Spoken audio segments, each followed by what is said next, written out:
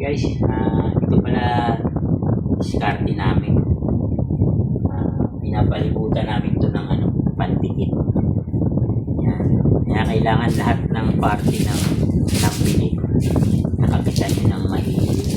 Mas maganda guys, mas maraming pandikit. Siyempre, mas makapit. Kaya, ito, tingnan nyo kung paano ko talagang dinidikitan ng mahigit. Yan. Lahat yan guys, lahat ng parte. Iwasan nyo lang din guys na